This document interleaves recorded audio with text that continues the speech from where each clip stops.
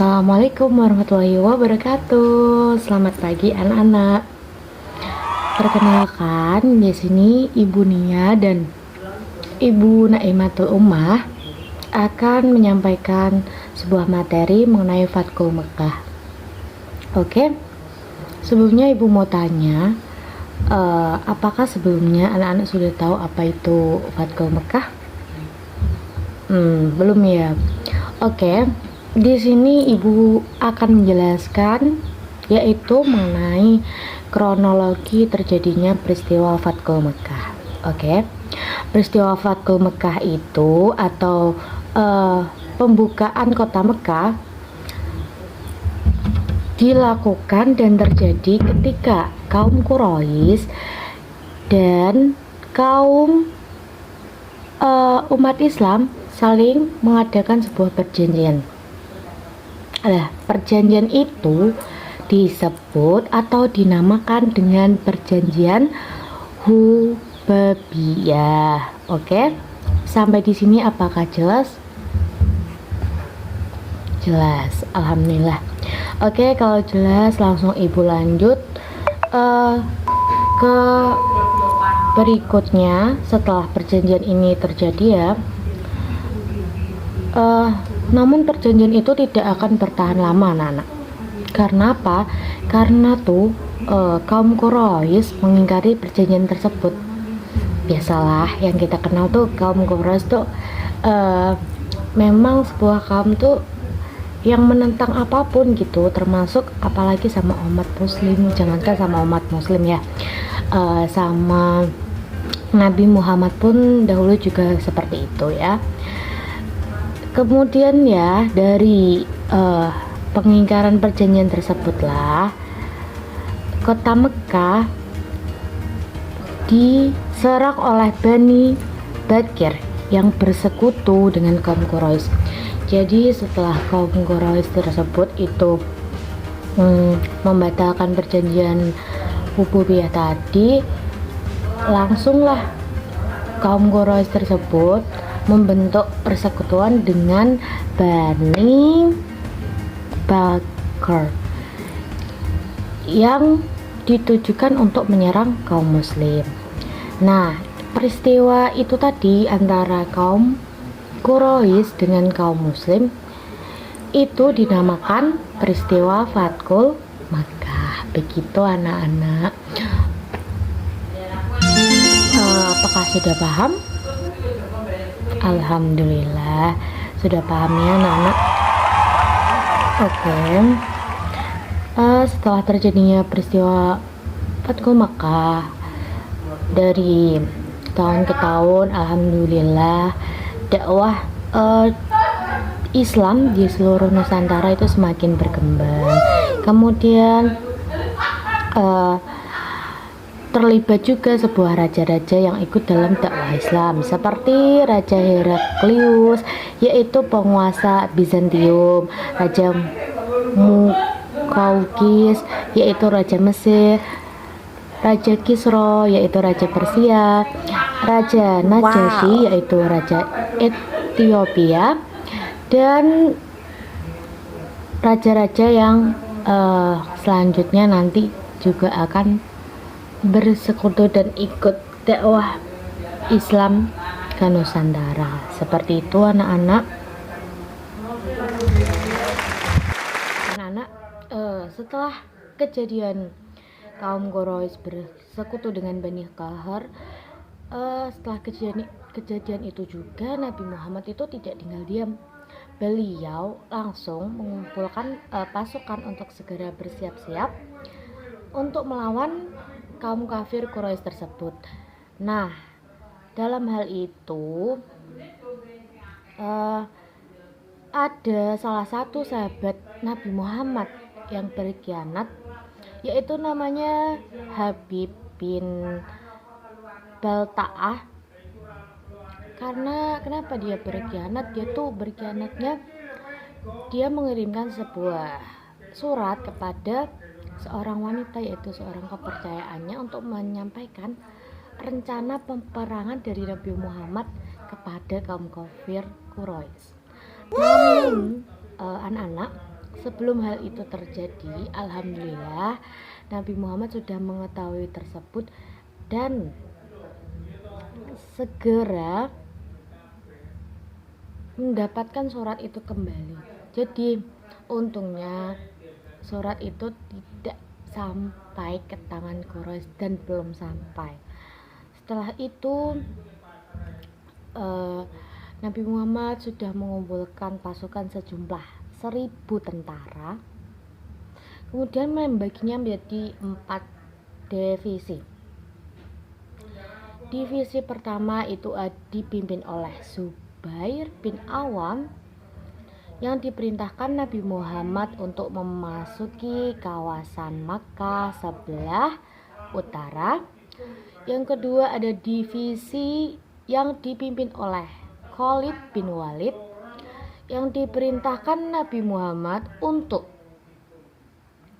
memasuki kawasan Mekah bagian selatan. Yang ketiga, divisi ketiga itu dipimpin oleh Sa'ad bin Ubadah.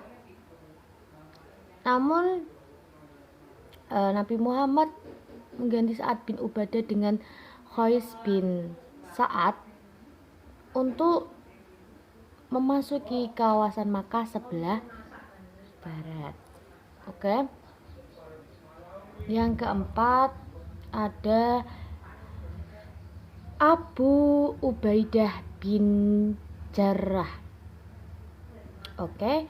Beliau diperintahkan Nabi Muhammad untuk memasuki Mekah bagian sebelah timur, tepatnya dekat dengan Bukit Hin namanya. Oke. Setelah penyerangan ke Mekah itu, Nabi Muhammad berwasiat agar pasukannya tidak bertempur. Beliau ingin tidak ada pertumpahan darah. Oke anak-anak, dari sini kita bisa pelajari bahwa begitu mulianya Nabi Muhammad, Nabi agung kita, Nabi yang suri tauladan kita, begitu mulia, begitu baik hatinya.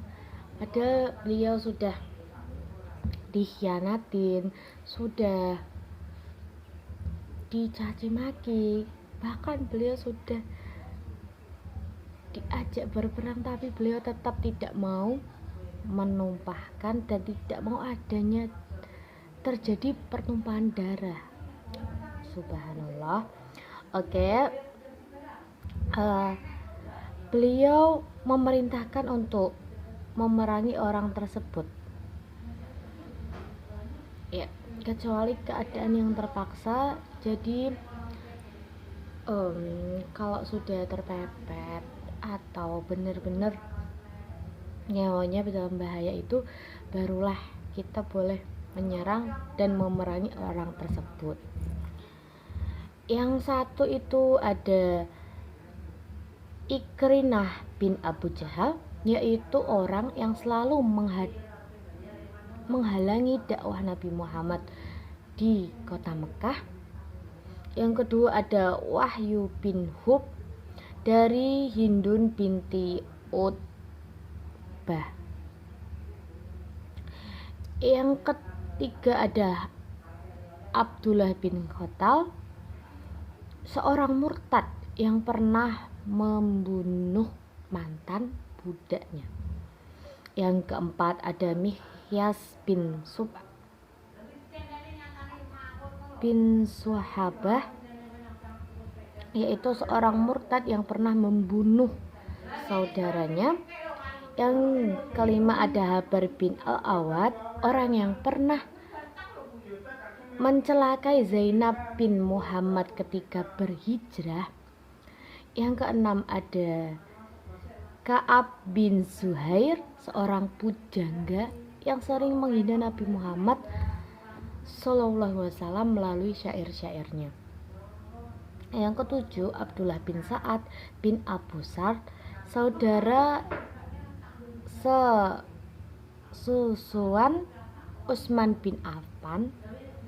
Yang kedelapan ada Sofwan bin Umayyah, yaitu majikan dari Bilal bin Rabah.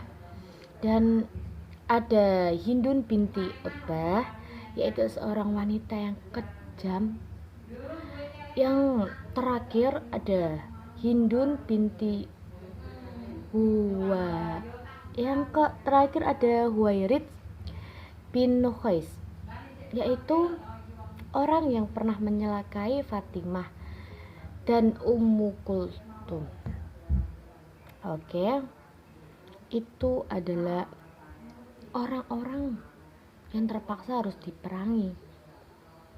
Bayangkan, tadi 10 orang itu sudah sangat-sangat kejam banget terhadap Nabi kita ya anak-anak. Tapi lihat apa yang diperbuat oleh baginda Nabi Muhammad. Dia tetap sabar, bahkan dia memaafkan segala kesalahan yang dilakukan mereka, begitu ya. Itu materi yang pertama yang ibu jelaskan mengenai kronologi Fathul Makkah. Oke, yang pertama tadi kan ibu sudah menjelaskan mengenai kronologi Fathul Makkah. Yang kedua itu hampir mirip anak-anak. Yang kedua itu yaitu kronologi Fathul Makkah kan yang pertama. Yang kedua itu ada sebab-sebab terjadinya Fathul Makkah. Tadi setelah penjelasan dari ibu mengenai kronologi Fathul Makkah, mungkin anak-anak bisa menyimpulkan ya bahwa Fathul Makkah itu terjadi karena adanya pengingkaran sebuah perjanjian, yaitu perjanjian apa?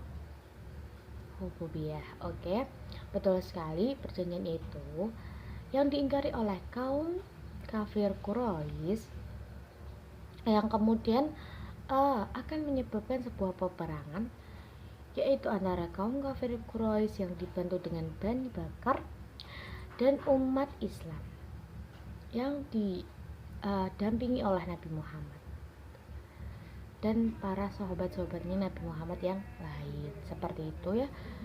Mungkin singkatnya dari kalian mungkin cara berpikirnya juga seperti itu.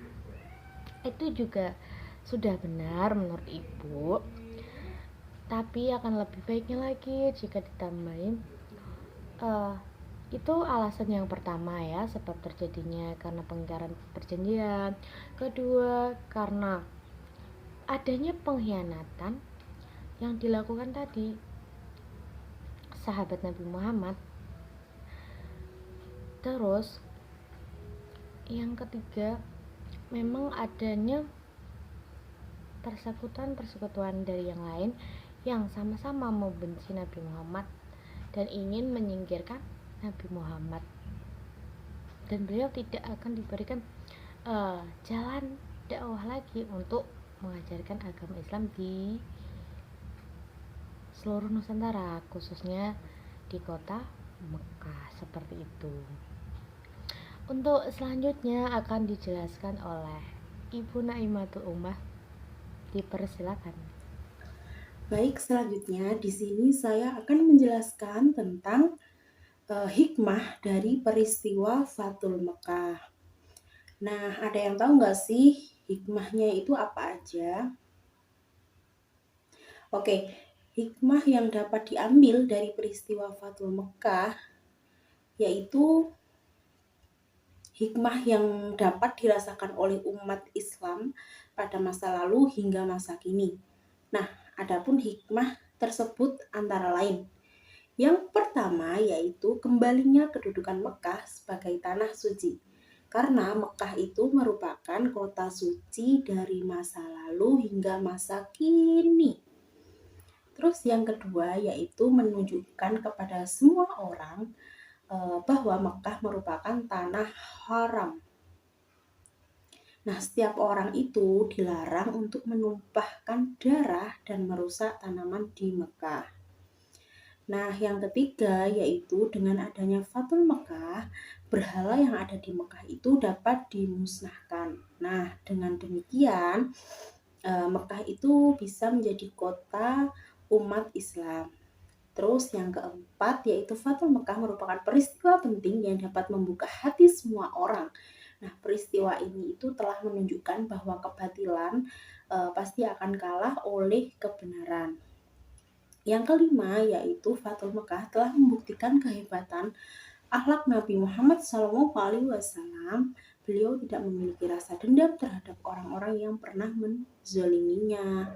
Terus yang terakhir yaitu yang keenam, yaitu Fathul Mekah telah membuktikan bahwa keadilan dan kebenaran itu akan selalu menang. Nah, demikian itu tadi yaitu hikmah dari peristiwa Fathul Mekah.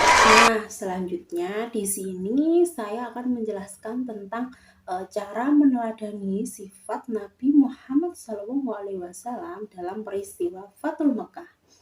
Nah, di sini ada yang pernah diejek oleh teman-temannya gitu.